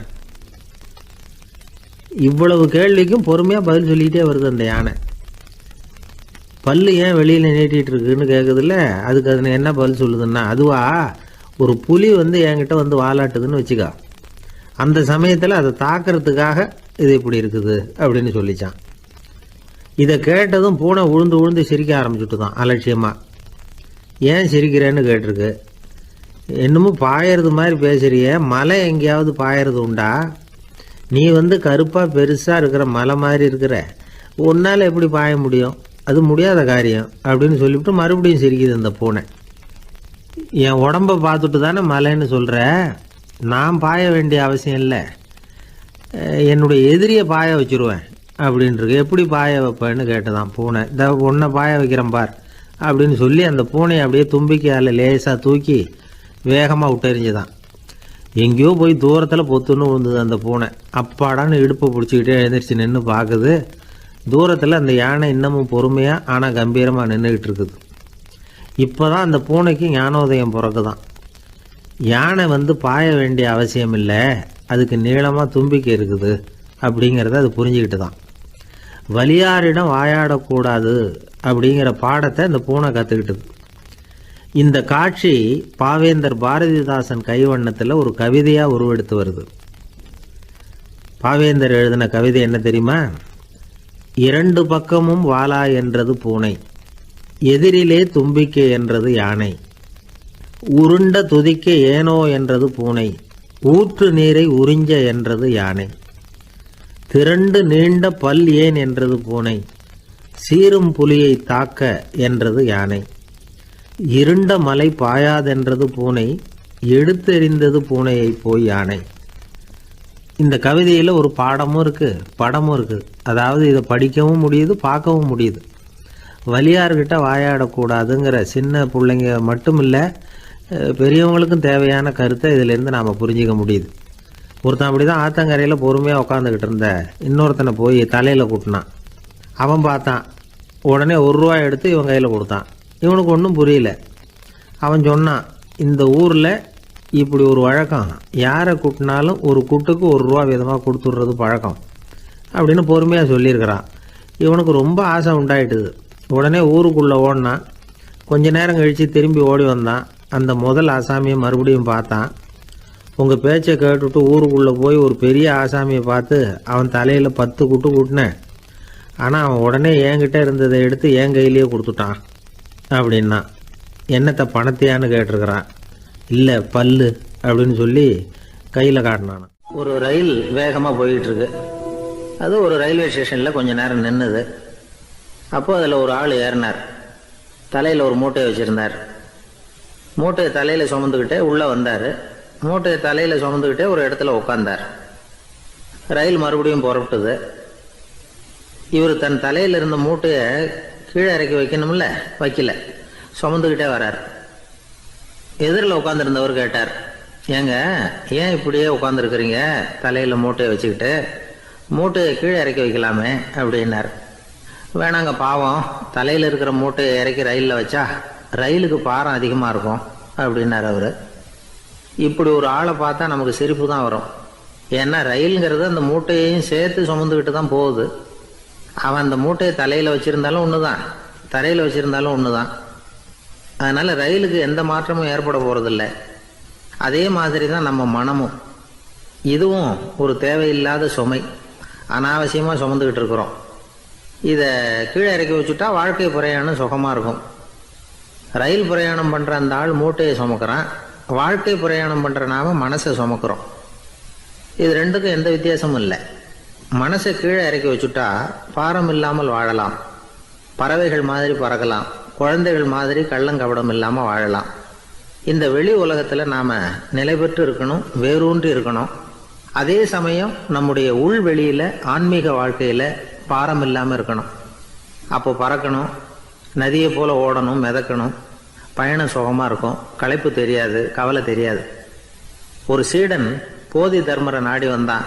குருவே, நீங்கள் என்ன வெறுமையாக இருக்க சொன்னீங்க, நான் இப்போ மறுபடியும் வெறுமையானவன் ஆகிட்டேன், அதனால் இப்போ என்ன செய்ய சொல்கிறீங்க என்ன அப்படின்னு சொல்லி நின்னான்.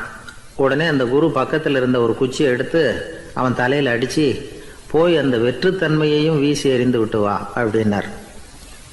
நான் இப்போ காலியாக இருக்கிறேன்னு ஒருத்தன் சொல்கிறான்னு வச்சுக்கோங்க, அது உண்மை இல்லை.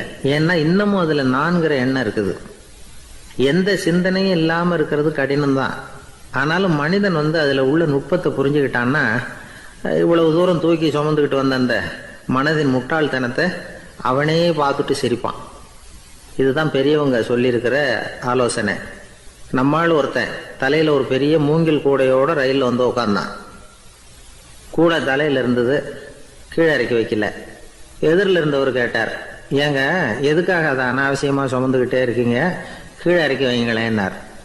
இல்லைங்க, நான் வீட்டை விட்டு புறப்படும் பொழுதே என் பையன் சொல்லிவிட்டான், கூடையை தலையை விட்டு இறக்கக்கூடாதுன்னு அப்படின்னார். அவன் சின்ன பையன், விவரம் இல்லாமல் சொல்லியிருப்பான். இப்போ என்ன நேரில் வந்தால் பார்த்துக்கிட்டு இருக்கிறான், நீங்கள் இறக்கி வைங்கன்னார் அவர். அவன் நேரில் பார்த்துக்கிட்டு இல்லை, இருந்தாலும் நான் இந்த கூடையை கீழே இறக்கி வச்சா அது அவனுக்கு தெரிஞ்சிடும் அப்படின்னாரு இவர். அது எப்படின்னார் அவர். அவன் தனக்கு டிக்கெட் வாங்க வேணாம்னு சொல்லி இப்போ இந்த கூடைக்குள்ளே தான் உட்காந்துருக்கிறான் அப்படின்னார் இவர். துருக்மேனியாவில் அஷ்காபாத் அப்படின்னு ஒரு நகரத்தில் ஒரு புவியியல் விஞ்ஞானி இருந்தார். அவர் ஒரு நாய்க்குட்டி வளர்த்தார். ஒரு நாள் முன்னிரவு நேரம் ஒரு மேஜைக்கு முன்னாடி உட்காந்து அந்த விஞ்ஞானி ஏதோ கணக்கு போட்டுக்கிட்டு இருக்கிறார். அவருக்கு ஒரு சின்ன பெண் குழந்தை, அது தொட்டிலில் தூங்கிட்டு இருக்குது. அந்த நாய்க்குட்டியும் ஒரு மூலையில் படுத்து அது பாட்டுக்கு தூங்கிட்டு இருந்தது. ஒரே அமைதி. அந்த நேரத்தில் திடீர்னு அந்த நாய்க்குட்டி துள்ளி எழுந்திரிச்சது. நேராக குழந்தைகிட்ட ஓடிச்சு. அந்த குழந்தைய அது போட்டிருந்த ட்ரெஸ்ஸோடு சேர்த்து கவ்வி தூக்குச்சு. தூக்கிக்கிட்டு வாசல் பக்கம் ஓடிச்சு. நாய்க்குட்டி குழந்தைய கவ்வி தூக்க முடியுமாங்கிற சந்தேகம் உங்களுக்கு இல்லையா? நீங்கள் நம்மூர் நாய்க்குட்டியவே பார்த்து பழக்கப்பட்டிருக்கீங்க. அதனால் நம்புறதுக்கு சிரமமாக இருக்கும். அந்த ஊர்ல எல்லாம் அது ரொம்ப ஸ்ட்ராங்காக இருக்கும். ஒரு ஏதோ கண்ணுக்குட்டி மாதிரி இருக்கும். விஞ்ஞானி அதை பார்த்துட்டார். உடனே அந்த நாய்க்கு வெறி பிடிச்சிட்டுதுன்னு முடிவு பண்ணிட்டு தன்னோட கை துப்பாக்கி எடுத்துக்கிட்டு ஓடி வந்தார். அவர் வெளியில் நாய்க்குட்டி எங்கே அப்படின்னு பார்த்து தேடுறார். அந்த நேரத்தில் அந்த வீடு இடிஞ்சு விழுது. காரணம் பூமி அதிர்ச்சி. இப்படி பூமி அதிர்ச்சி உண்டாக போகுதுங்கிறது அந்த நாய்க்குட்டிக்கு முன்னாடியே தெரிஞ்சு போச்சு. அதுதான் குழந்தைய தூக்கிட்டு வெளியில் ஓடி வந்திருக்குது. அது மூலமாக அந்த குடும்பத்தையே காப்பாற்றிருக்குது அந்த நாய்க்குட்டி. இந்த சம்பவம் நடக்கிறதுக்கு 3 நாளைக்கு முன்னாடியே சில பிராணிகளுக்கு இப்படி நடக்க போகுதுங்கிறது தெரிஞ்சிருக்குதான். ஆமாம், அந்த நகரத்தில் 3 நாளைக்கு முன்னாடியே பாம்பு, பல்லி இதெல்லாம் அது தங்கியிருந்த வலையை விட்டு வெளியில் ஓடி வந்துட்டுது. அதே மாதிரி அங்கிருந்த புறாவெல்லாம் பறந்து போயிடுச்சான். இதே மாதிரி யுகோஸ்லோவியாவில் கூட ஒரு நகரம். அங்கே ஒரு நாள் ராத்திரி ஒரு மிருக காட்சி சாலையில் திடீர்னு ஒரு பெரிய கலவரம், கூச்சல், குழப்பம். அங்கே இருந்த கழுதை, புலி, யானை, பறவை எல்லாம் கண்ணாபின்னான்னு கத்த ஆரம்பிச்சுட்டுது. நீர் யானை அதுக்குன்னு போட்டிருந்த தடுப்பையே தாண்டி குதிச்சு வெளியில் வந்துட்டுதான். மறுநாள் தான் எல்லாருக்கும் விஷயம் புரிஞ்சுது. அடுத்த நாள் காலையில் அங்கே பூமி அதிர்ச்சி உண்டாயிட்டுது. இப்போ பாருங்க, அதாவது மனுஷனை போய் தீர்க்க தரிசி அது இதுன்னு சொல்லிட்டு இருக்கிறோம். இவனை விட அது பரவாயில்லைன்னு தோணுது. அதாவது மிருகங்கள் ஒன்று நடக்க போகுதுங்கிறத முன்னாடியே புரிஞ்சுக்குதே. சரி, இதெல்லாம் எப்படி அது முன்கூட்டி புரிஞ்சுக்குது? அதுதான் படைப்பு ரகசியம். அதை கண்டுபிடிக்கிறதுக்கு தான் மனுஷன் ஆராய்ச்சி பண்ணிட்டு இருக்கிறான். விஞ்ஞானிகளோட ஆராய்ச்சியெல்லாம் ஒரு பக்கம் இருக்கட்டும், வீட்டுக்குள்ளேயே சில ஆராய்ச்சி பண்ணி பாருங்களேன். இப்போ சில யோசனை சொல்லி அதை சோதனை பண்ணி பாருங்க அப்படின்னு ஒருத்தர் சொன்னாராம். அதாவது இப்போ மழை வருமா வராதா அப்படின்னு தெரிஞ்சுக்கணுமா, உடனே ஒரு பூனைக்குட்டி பின்னாடியே மெதுவாக போய் அது என்ன செய்யுதுன்னு கவனித்து பார்க்கணும். பூனைக்குட்டி தன்னோட பாதத்தினால சுகத்தில் அப்படி கீறிக்கிட்டு இருக்கும். அப்படி கீறினா கண்டிப்பாக மழை வரும். சில சமயம் பூனைக்குட்டி அப்படியே மல்லாந்து படுத்துக்கிட்டு பாதத்தை உயர தூக்கும். அப்படியும் புரளும். இப்படி செஞ்சதுன்னா அன்னைக்கும் மழை இருக்காது. அதனால் முன்னாடி இருந்தது மழை வர்றதுக்கு அறிகுறி, இது மழை இல்லைங்கிறதுக்கு அறிகுறி. பறவைகள், பிராணிகள் இதுகளோட நடவடிக்கைகளை பார்த்துட்டு அதையெல்லாம் அடிப்படையாக வச்சு தான் காலநிலையை கண்டுபிடிக்கிற கருவிகளை கண்டுபிடிச்சிருக்கிறாங்க. வாத்து இருக்குல்ல, சில சமயம் தன்னோட அழகை தன்னோட இறகுகளில் அப்படியே புதைச்சிக்கும். அப்படி செஞ்சால் குளிர்காலம் வரப்போகுதுன்னு அர்த்தம். பருவநிலை குளிராக மாறப்போகுதுங்கிறதுக்கு இதுதான் அறிகுறி. சிட்டுக்குருவி இருக்குதுல்ல, அதெல்லாம் புழுதியில் விழுந்து புரளும். சிறகுகளை படபடன்னு அடிச்சுக்கும். அப்படி செஞ்சால் மழை வரப்போகுதுன்னு அர்த்தம். ஒன்று மட்டும் நாம் நல்லா தெரிஞ்சுக்கணும். இயற்கையின் சீற்றம்னு சொல்கிறோம் இல்லையா, இயற்கை ஏன் நம்ம மேலே கோவப்படுது? இயற்கையை நாம் அனுசரித்து போகிறதில்ல, அதனால் கோவப்படுது. காடுகளை அழிக்கப்படாது, விலங்குகளை கொல்லப்படாது, இயற்கை ஏற்படுத்தி வச்சிருக்கிற சமநிலையை கெடுக்கப்படாது. அதை புரிஞ்சுக்கிட்டு வாழ்ந்தோம்னா பூமியும் நடுங்காது, நாமளும் நடுங்க வேண்டிய அவசியம் இருக்காது. ஒருத்தர் இருந்தார், சாராய கடைக்கு போனாராம். நிறைய சாப்பிட்டார். அப்புறம் சொன்னார், இது ரொம்ப அற்புதமான சரக்கு போல இருக்கு. உள்ளே போன உடனே இந்த பூமியே நடுங்கிறது மாதிரி இருக்கு எனக்கு அப்படின்னாராம். இதுக்கு கடைக்காரர் சொல்லியிருக்கார், நீங்கள் சாப்பிட்டது வெறும் பச்சை தண்ணி தாங்க, இப்போ ஏற்பட்டிருக்கிறது நிஜம் பூமி அதிர்ச்சி அப்படின்னாராம். ஒரு ஊரில் ஒரு புகழ்பெற்ற பத்திரிகையாளர் இருந்தார். அவர் ஒரு நாள் திடீர்னு இறந்து போயிட்டார். அதுக்கப்புறம் நேராக சொர்க்கத்துக்கு போனார். சொர்க்கத்தின் வாசலில் நின்றுக்கிட்டு இருந்த ஒருத்தர் அவரை தடுத்தார். இதை பாரு, ஏற்கனவே இங்கே 12 பத்திரிகையாளர்கள் இருக்கிறாங்க, அவங்களுக்கே இங்கே வேலை இல்லை. அதுக்கு என்ன காரணம்னா, சொர்க்கத்தில் திடுக்கிடும் செய்திகள்லாம் ஒன்றும் கிடையாது. அப்படி என்ன இருக்க போகுது? இங்கே எல்லாம் அது ஒழுங்காக நடந்துக்கிட்டு இருக்கோம். எல்லாம் ஒழுங்காக நடந்தால் பத்திரிகைகளுக்கு சுவாரஸ்யமான கொலை, கொள்ளை, தீ வைப்பு இது மாதிரி எதுவும் இங்கே இல்லை. ஏற்கனவே இங்கே இருக்கிறவங்க எல்லாரும் மரத்தடியில் உட்காந்துக்கிட்டு தியானம் பண்ணிகிட்டு இருக்கிறாங்க. அந்த ஒரே செய்தி தான் தினமும் இங்கே வந்துக்கிட்டு இருக்குது. அதை படிக்கிறதுக்கே இங்கே ஆள் கிடையாது. அதனால் நான் என்ன சொல்கிறேன்னா, நீ பேசாமல் நரகத்துக்கே போயிடு. அங்கே எவ்வளவோ நிகழ்ச்சிகள் நடந்துக்கிட்டு இருக்கு. அங்கே தான் அதிகமான பத்திரிகையாளர்கள் தேவைப்படுறாங்க. அங்கே உனக்கு நிறைய வேலை இருக்கும். அதை செய்கிறதில்ல நீயும் மகிழ்ச்சியாக இருக்கலாம் அப்படின்னு சொன்னாராம். அங்கே அந்த சொர்க்கத்தின் வாசலில் நின்றுக்கிட்டு இருந்தவர். இந்த பத்திரிகையாளர் அங்கேயே நின்று கொஞ்சம் யோசனை பண்ணார். இவருக்கு சொர்க்கத்திலே இருக்கணும்னு தான் ஆசை. அதனால் மெதுவாக அவர்கிட்ட பேசினாராம். ஐயா, என்னை ஒரு 24 மணி நேரம் இங்கே உள்ளே இருக்கிறதுக்கு அனுமதி கொடுங்க. இங்கே இருக்கிற பல பத்திரிகையாளர்களை எனக்கு தெரியும். அவங்களில் சில பேரை சமாதானப்படுத்தி மெதுவாக பேசி நரகத்துக்கு அனுப்பி வச்சுட்றேன். நான் இங்கே இருந்துக்கிறேன். உங்கள் கணக்குப்படி 12 பேருக்கு மேலே இங்கே தாண்டாது, அப்படி பார்த்துக்கிறேன் அப்படின்னாராம். அவரும் யோசனை பண்ணி பார்த்துட்டு, சரி அப்படியே உனக்கு அனுமதி கொடுக்குறேன், ஆனால் ஒரு விஷயம், 24 மணி நேரம் தான் அனுமதி, அதுக்குள்ளே எல்லாம் நடக்கணும் அப்படின்ட்டுருக்கார்.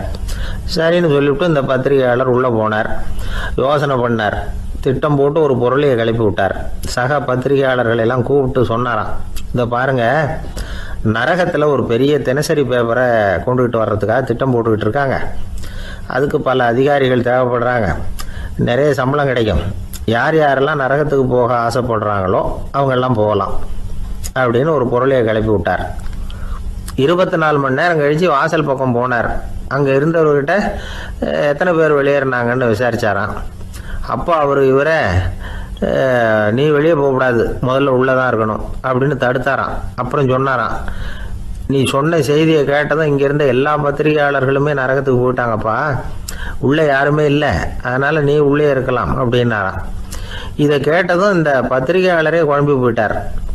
ஒருவேளை உண்மையிலேயே நரகத்தில் புதுசாக பத்திரிகை ஏதாவது ஆரம்பிக்க போகிறாங்களோ அப்படின்னு அவரே நினைக்க ஆரம்பிச்சிட்டாராம். அப்புறம் சொன்னாராம், ஐயா என்னை விட்டுருங்க, நான் நரகத்துக்கே போயிடுறேன், அங்கே ஏதோ விசேஷம் இருக்கணும் அப்படின்னாராம். இல்லைன்னா இத்தனை பேரும் ஒட்டு மொத்தமாக அங்கே போகிறதுக்கு சான்ஸே இல்லை, என்னை தடுக்காதீங்கன்னு கெஞ்ச ஆரம்பிச்சிட்டாராம். மற்றவங்க நம்பணுங்கிறதுக்காக ஒரு பொருளையை கிளப்பி விட்டார். கடைசியில் தானே அந்த பொருளைக்கு ஆளாயிட்டார். அதாவது பிறரை ஏமாற்றிய அவரது மனம் கடைசியில் அவரையே ஏமாற்ற ஆரம்பிச்சுட்டு பாருங்க. நீங்கள் இப்படி அடுத்தவங்களை ஏமாத்துறதுக்கு உங்கள் மனசை பழக்கப்படுத்துறீங்க, ஆனால் கடைசியில் அதனால் நீங்களே ஏமாற்றப்படுகிறீர்கள் அப்படிங்கிறது பெரியவர்களுடைய புத்திமதி. அதனால் உங்கள் மனசுக்கிட்ட ரொம்ப எச்சரிக்கையாக இருங்கோ அப்படிங்கிறாங்க. நம்ம ஆளுங்க அங்கே போய் என்ன சொல்லுவாங்கன்னா, இந்த பாரு அங்கே போகாத இங்கே போகாதேன்னு பயமுறுத்துறது உண்டு. சில பேர் அங்கே பேய் இருக்குது, பிசாசு இருக்குது அப்படின்னு பொருளையை கிளப்பி விடுறது உண்டு. இருட்டு நேரம், காட்டு வழியாக ஒருத்தன் போய்கிட்டு இருக்கிறான். அங்கே பேய் பிசாசு நடமாட்டம் இருக்கிறதாக வதந்தி. இவன் பயந்துக்கிட்டே வேகமாக போகிறான். காடு முடிஞ்சு மெயின் ரோட்டுக்கு வந்து சேர்ந்தான். அப்பாடா, ஒரு பஸ்ஸு நின்றுக்கிட்டு இருக்கு தனியாக. இருட்டில் லேசாக தெரிஞ்சுது. ஓடி போய் ஏறி உள்ளே உட்காந்துக்கிட்டான். பயந்துக்கிட்டே போனவன் அப்புறம் தான் தெரியுது, உள்ள யாருமே இல்லை, டிரைவரும் இல்லை, கண்டக்டரும் இல்லை, வேற யாரும் இல்லை. இவனுக்கு பேய் பயம் அதிகமாக போட்டுது. ஏன்னா நடு ராத்திரி. இந்த நேரம் பார்த்து அந்த பஸ்ஸு தானே நகர ஆரம்பிச்சுதான். இவனுக்கு இன்னும் பயம் அதிகமாக போட்டுது. ஏன்னா டிரைவர் சீட்டு காலியாக இருக்குது, பஸ்ஸு நகருது. இவன் உடம்பு பூரா நடுங்க ஆரம்பிச்சுட்டுது. வீல்னு கத்தலாமான்னு பார்த்தான். அந்த நேரம் பார்த்து அவன் தோளில் ஒரு கை விழுந்துதான். திடுக்கிட்டு திரும்பி பார்த்துருக்குறான். அங்கே டிரைவர் நிற்கிறார். அவர் சொன்னாராம், ஏன்பா ஏற்கனவே பஸ்ஸு பிரேக் டவுன், நாங்கள்லாம் பின்னாடி இறங்கி நின்று தள்ளிட்டு இருக்கிறோம், நீ மட்டும் ஜாலியாக ஏறி உக்காந்துக்கிட்டியா, இறங்கி வந்து தள்ளப்பா அப்படின்னாராம். ஒரு அம்மா, அவங்களுக்கு 35 வயசு இருக்கும். குடும்பத்தில் எந்த கஷ்டமும் இல்லை. இருந்தாலும் காரணம் இல்லாமல் பிள்ளைங்க பேரில் கோவப்படுறது, எரிஞ்சு விடுறது அவங்க வழக்கம். பிள்ளைங்க அழும். உடனே அவங்க மனசும் சங்கடப்படும். இன்னொரு அம்மா, நல்ல வேலையில் இருக்கிறவங்க, வாரத்துக்கு ஒரு தடவையாவது தலைவலி வந்துடும். இவங்களுக்கெல்லாம் உடம்புல எந்த கோளாறும் இல்லை, மனசு மட்டும் சரியாக இருக்காது. தூக்க மாத்திரை கையில் வச்சுருப்பாங்க. 30-35 வயசுடைய பெண்களுக்கு சர்வசாதாரணமாக காணப்படுகிற மனக்கோளாறு இது. இதுக்கு பேர் மனவாட்டம், டிப்ரெஷன், மனமடிவு அப்படின்னு சொல்லலாம். இந்த நோய்க்கு அறிகுறி என்ன தெரியுமா? மனசில் வருத்தமான உணர்வு இருக்கும், அடிக்கடி அழலாம் போல தோணும். முன்னால் எல்லாம் எந்தெந்த செயலில் ஆர்வம் இருந்ததோ அதெல்லாம் குறைஞ்சிரும், அல்லது சுத்தமாகவே ஆர்வம் இல்லாமல் போயிடும். சில பெண்கள் இளம் வயசில் பக்கத்தில் இருக்கிறவங்க கிட்ட கலகலப்பாக பேசுவாங்க, வீட்டை அலங்கரிக்கிறதுல ஆர்வம் இருக்கும். இப்போ அதில் எல்லாம் ஆர்வம் இல்லாமல் போயிடும். எந்த வேலை செஞ்சாலும் சீக்கிரம் களைப்பு அடைஞ்சுடுறது மாதிரி ஆகிடும். நமக்கு யாருமே உதவியாக இல்லை, நம்ம எல்லாரும் கை விட்டுட்டாங்க போல இருக்குதே அப்படிங்கிற உணர்வுலாம் உண்டாகும். தன்னைத்தானே குறை சொல்லிக்குவாங்க. நாம் தப்பு பண்ணிவிட்டோம் போல இருக்குதே அப்படின்னு தோணும். குற்றம் பண்ணிட்டதா நினச்சி கஷ்டப்படுவாங்க. பசி இருக்காது, தூக்கத்தில் தொந்தரவு இருக்கும். அடிக்கடி செத்து போடலாங்கிற உணர்வு வரும். தற்கொலை பண்ணிக்கலாங்கிற எண்ணம் உண்டாகும். சில பேர் தற்கொலை முயற்சியில் கூட ஈடுபடுவாங்க. சில பேருக்கு பலவிதமான உடல் வலிகள் இருக்கும், பலவீனம் இருக்கும், சீக்கிரமாக களைப்படைஞ்சு போடுவாங்க. இதெல்லாம் மனவாட்ட நோய்க்கான தன்மைகள். இந்த மனவாட்டம், அதாவது டிப்ரெஷனை வந்து 2 வகையாக பிரிக்கலாமா. ஒன்று தானாக உண்டாக்கிக்கிறது, இன்னொன்று எதிர் விளைவை உண்டு பண்ணுகிற அல்லது நரம்பு சம்பந்தப்பட்ட டிப்ரெஷன். தானாக உண்டாக்கிக்கிற மனவாட்ட நோய் இருக்கு பாருங்க, அதுக்கு ஏதாவது சூழ்நிலை காரணமாக இருக்கலாம் அல்லது இல்லாமலும் போகலாம். மூளையில் வந்து டொப்பாமைன் அல்லது செரட்டோனின் இதோட அளவு வந்து குறையும் பொழுது இந்த டிப்ரெஷன் உண்டாகுது. இதுக்கு ஓரளவு பிறவி காரணங்கள் கூட இருக்கலாம். குடும்பத்தில் வேற சிலருக்கும் வரலாம். பாதிக்கப்பட்ட பெண்ணை வந்து பார்க்கறதுக்கு பலவீனமாக தெரியும், கடுமையான குற்ற உணர்வு இருக்கும், தனியாக இருக்கிறதுக்கு ஆசைப்படுவாங்க, நடு ராத்திரியில் எழுந்திரிச்சு உட்காந்து கஷ்டப்பட்டுக்கிட்டு இருப்பாங்க, கொடூரமான முறையில் தற்கொலை பண்ணிக்க முயற்சி பண்ணுவாங்க, தீ வச்சுக்கிறது, அமிலத்தை குடிக்கிறது, தூக்கில் தொங்குறது. இப்படி தானாக வரவழைச்சிக்கிற மனவாட்ட நோய் வந்து மறையக்கூடிய நோய். ஒரு தடவை வந்தால் 3லேருந்து 6 மாதம் வரைக்கும் நீடிக்கும். இடைப்பட்ட காலங்களில் நோயாளி இயல்பாக இருப்பார். எதிர் விளைவை உண்டு பண்ணுகிற அல்லது நரம்பு சம்பந்தப்பட்ட மனவாட்ட நோய் எப்படின்னா, கணவன் மனைவி மாமியார் மருமகள் இப்படிப்பட்ட உறவு முறை பிரச்சனைகள், தோல்விகள், எரிச்சல்கள், ஆபீஸ் பிரச்சனை, இப்படிப்பட்ட சூழ்நிலையால் உண்டாகிறது. எல்லாத்துக்கும் மருந்து இருக்குது, மார்க்கம் இருக்குது, கவலைப்பட வேண்டியதில்லை, தைரியமாக இருக்கணும். உளவியல் மருத்துவம் இதுக்கு ரொம்ப உபயோகமாக இருக்கும். சில பெண்களை பாருங்கள், அவங்க எதுக்கும் அலட்டிக்கிறது இல்லை. ஒரு அம்மா அப்படிதான் தன்னுடைய கணவனை அழைச்சிக்கிட்டு ஒரு மனநோய் மருத்துவர்கிட்ட வந்தாங்க. டாக்டர், எங்கள் வீட்டுக்காரர் திடீர்னு ஒரு மாதிரி ஆயிட்டார், வித்தியாசமாக நடந்துகிறார். எப்படின்னா, இவர் தன்னையே ஒரு ஒட்டடை பூச்சியாக நினச்சிக்கிட்டு இருக்கிறார். அப்படி நினச்சிக்கிட்டு தன்னுடைய தலையாலேயே வீட்டில் உள்ள ஒட்டடையெல்லாம் தொடச்சிக்கிட்டு இருக்கிறார் அப்படின்னாங்க.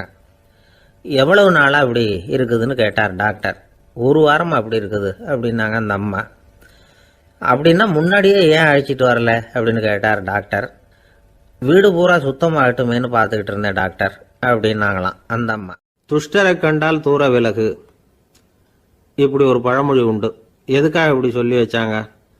துஷ்டன் ஏதாவது தொந்தரவு கொடுப்பான், அதனால் அவனை கண்டா பயந்துக்கிட்டு ஓடி ஒளிஞ்சிக்கோ அப்படின்னா இதுக்கு அர்த்தம் அப்படி இல்லை. ஒரு துஷ்டன் கிட்ட நெருங்கி போறோம்னு வச்சுக்கோங்க, அவன் நமக்கு கெடுதலான ஆலோசனைகள் எதையும் சொல்லலாம், அல்லது அவன் தீய உணர்வுகள் உள்ளவனா இருக்கலாம், அல்லது தீய செயல்கள் செய்யக்கூடியவனா இருக்கலாம், அல்லது தீய நட்புனால அவன் ஏற்கனவே கெட்டு போனவனா கூட இருக்கலாம். இப்படிப்பட்டவனை நெருங்கி போனா அவனோட பாதிப்பு நமக்கும் வந்துடும். அதனால விலகி போ அப்படின்னு சொல்றாங்க. இதையே கொஞ்சம் விவரமா இப்ப பார்ப்போமே. இப்ப இந்த துஷ்டர்களை வந்து 4 வகையா பிரிக்கிறாங்க. இந்த 4 வகைக்கும் உதாரணம் வேணும்னா வேற எங்கேயும் போக வேண்டியதில்லை, மகாபாரதத்தை பார்த்தாவே போதும். அதுல இந்த 4 வகையான தீயோரும் வர்றாங்க. முதல் வகைக்கு உதாரணம் சகுனி. இவன் மனசுல எப்பவும் தீய எண்ணங்கள் தான் நிறைஞ்சி இருக்கும், கனவுல கூட தீய ஆலோசனைகள். யாராவது ஒருத்தர் நல்லபடியா வாழ்ந்தா அதை இவனால சகிச்சிக்க முடியாது. இப்படிப்பட்டவனோட நெருங்கிய தொடர்பு துரியோதனனுக்கு கிடைச்சது. துரியோதனன் எப்படின்னா, அவன் ஏற்கனவே தீய காரியங்கள் செய்யறதுக்கு தயங்காதவன். அப்படிப்பட்டவனுக்கு தீய போதனைகள் செய்யறதுக்கு சகுனி உதவுனா. இந்த 2 பேரோட சகவாசம் இன்னொருத்தனுக்கு கிடைச்சது. அவன் யாருன்னா துச்சாதனன். அவன் தீய நடத்தை உள்ளவன். இந்த 3 பேரும் ஒன்னு சேர்ந்தா என்னத்துக்கு ஆகும்? உலகமே கெட்டு போடும்ல. இந்த 3 துஷ்டர்களோட நல்லவன் ஒருத்தன் வந்து சேர்ந்தான், அவன் தான் கர்ணன். கர்ணன் வந்து இயல்பாவே உத்தம குணம் உள்ளவன். அவன் நல்லவங்களோட சேராம இப்படிப்பட்ட கெட்டவங்க கிட்ட வந்து நட்பு வச்சுக்கிட்டான். அதனால அவனும் தீய செயல்களில் ஈடுபடுறது மாதிரி ஆயிடுது. துரியோதனனுடைய நண்பனா அவனுடைய ஆதரவுல வளர்ந்ததுனால அவனுக்கு துணையா இருக்க வேண்டி இருக்குது அப்படின்னா. நட்பு உரிமையினால உதவி புரிய வேண்டியது சரிதான், அது தப்புன்னு சொல்ல முடியாது. இருந்தாலும் தீய செயல்களுக்கு உதவி செய்யறது சரியில்லை. புத்தி பலம், புஜ பலம் எல்லாம் இருந்தா கூட தெய்வ பலம் இல்லைன்னா ஜெயிக்க முடியாது. கர்ணன் வந்து மகா வீரன், இருந்தாலும் கடைசியில் அவன் கதி என்னாச்சு? அவங்ககிட்ட எல்லா நல்ல குணங்களும் இருந்தது, இருந்தாலும் ஏன் இப்படி ஆச்சு? தீயவர்களுடைய சேர்க்கை தான் காரணம். அவங்களோட சேர்ந்ததுனால இவனையும் அப்படியே நினைக்க ஆரம்பிச்சுட்டாங்கல்ல. 4 வகை துஷ்டர்கள்ல இவனும் ஒரு வகை அப்படின்னு சொல்ல ஆரம்பிச்சிட்டாங்க. அதாவது தீய ஆலோசனைக்கு சகுனி, தீய உணர்வுகளுக்கு துரியோதனன், தீய செய்கைக்கு துச்சாதனன், தீய நட்புக்கு கர்ணன். இப்படி உதாரணமாயிட்டான். அதனாலதான் துஷ்டரை கண்டால் தூர விலகு அப்படின்னு சொன்னாங்க. அது புராண காலம். இப்பெல்லாம் நிலைமை கொஞ்சம் வேற விதமா இருக்குது. அன்னைக்கு ஒரு நாள் அப்படிதான் ஒரு காட்டு பாதையில யாரோ ஒருத்தர் அடிபட்டு கிடந்தார்.